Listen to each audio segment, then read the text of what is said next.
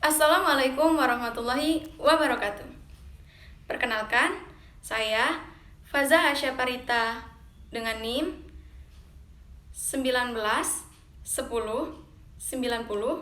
06 dari jurusan Psikologi Islam Universitas Islam Negeri Raden Fatah, Palembang.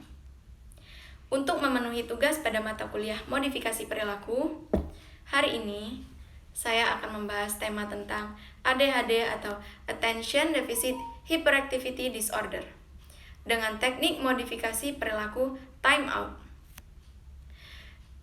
Definisi ADHD yaitu ADHD atau Attention Deficit Hyperactivity Disorder merupakan suatu gangguan mental yang menyebabkan seorang anak sulit memusatkan perhatian serta memiliki perilaku impulsif dan hiperaktif, sehingga dapat berdampak pada prestasi anak di sekolah. Yang selanjutnya itu penyebab ADHD. Penyebab ADHD belum diketahui dengan pasti sampai pada saat ini. Namun, diduga berkaitan dengan ketidakseimbangan senyawa kimia atau neurotransmitter di dalam otak. Selanjutnya itu faktor resiko ADHD. Beberapa faktor resiko yang dapat meningkatkan kemungkinan seseorang menderita ADHD adalah yang pertama yaitu faktor genetik.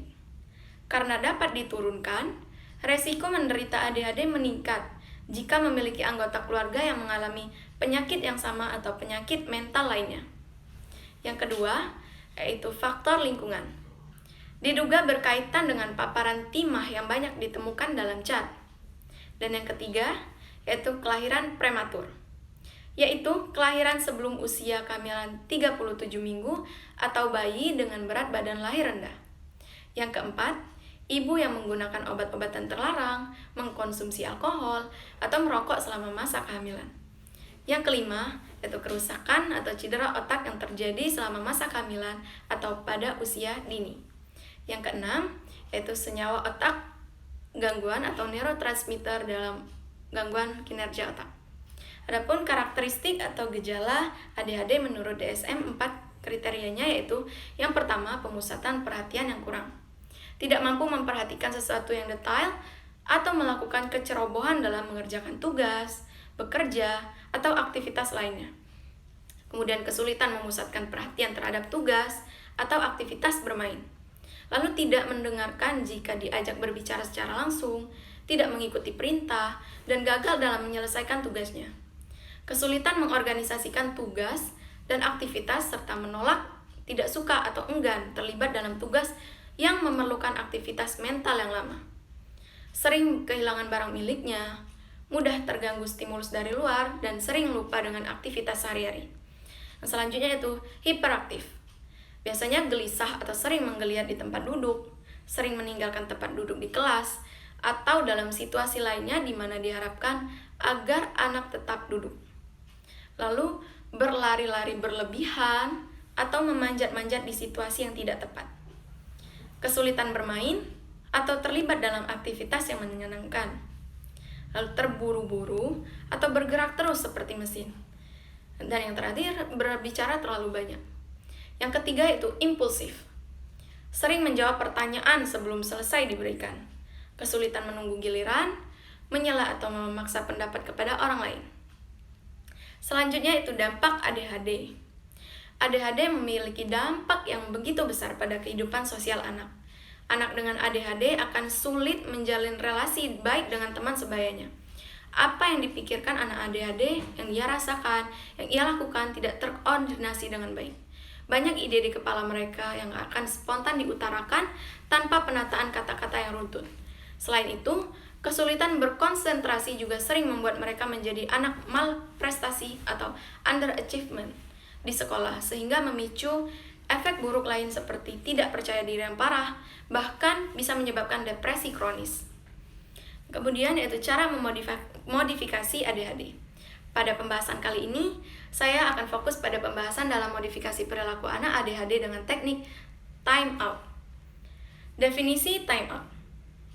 Time out merupakan suatu cara menghilangkan situasi negatif pada anak yang memberikan waktu kepadanya agar bisa berpikir lebih tenang mengenai apa yang telah dilakukannya, lebih kepada sesuatu bentuk modifikasi perilaku yang umumnya digunakan untuk mengatur perilaku destruktif.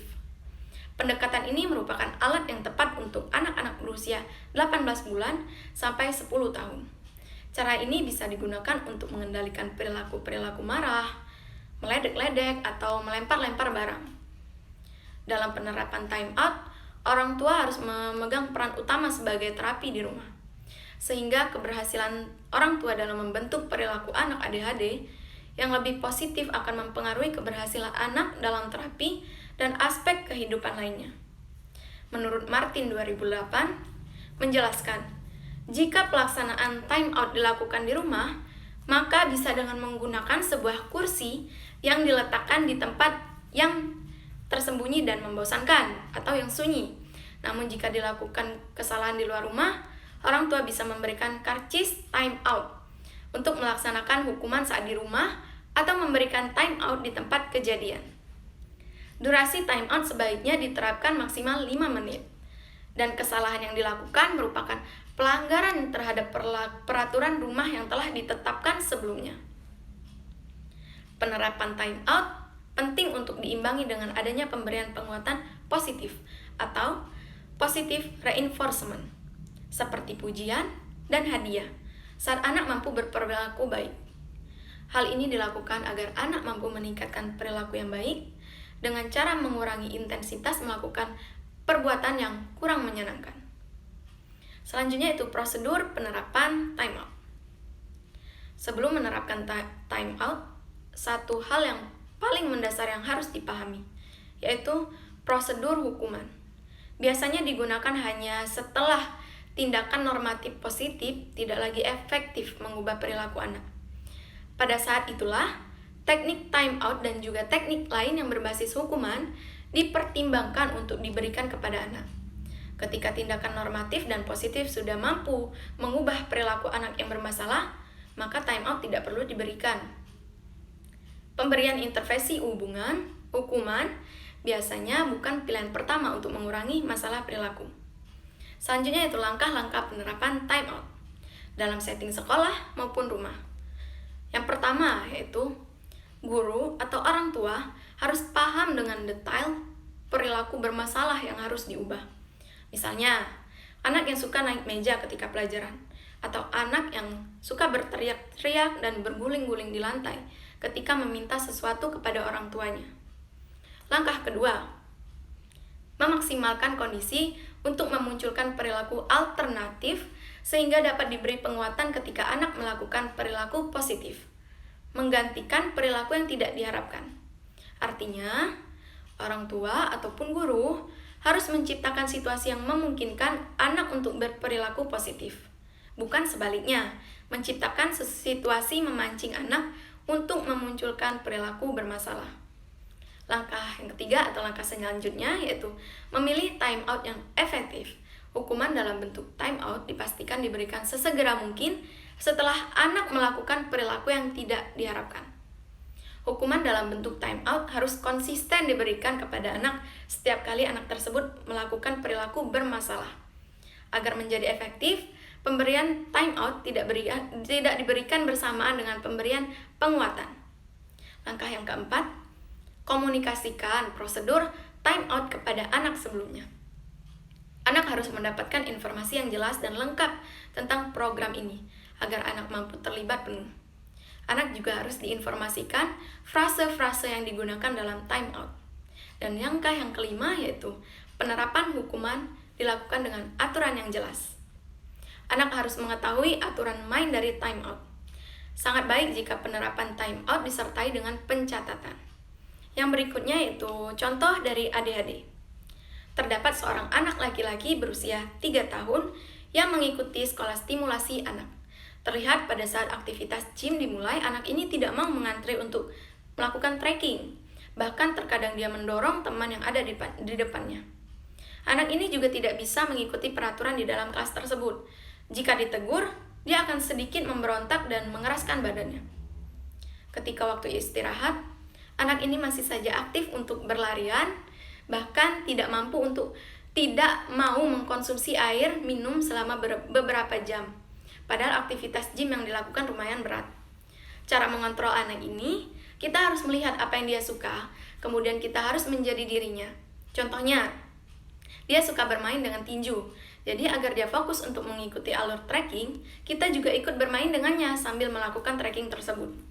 Dia tidak bisa ditindak dengan perlakuan keras atau perintah yang kasar, karena dia akan semakin membangkang. Dan dia harus diperingatkan dengan perkataan yang mengayomi, namun tetap tegas. Jika terdapat anak atau remaja dengan karakteristik yang sudah saya paparkan di atas, jangan diabaikan. Dan untuk memastikannya, Bapak atau Ibu dapat membawa ke ahli profesional yang bisa membantu anak tersebut menjadi lebih baik. Demikian penjelasan dari saya mengenai ADHD dengan teknik modifikasi perilaku time out. Apabila ada kesalahan, saya mohon maaf, kepada Allah saya mohon ampun. Saya akhiri, wassalamualaikum warahmatullahi wabarakatuh.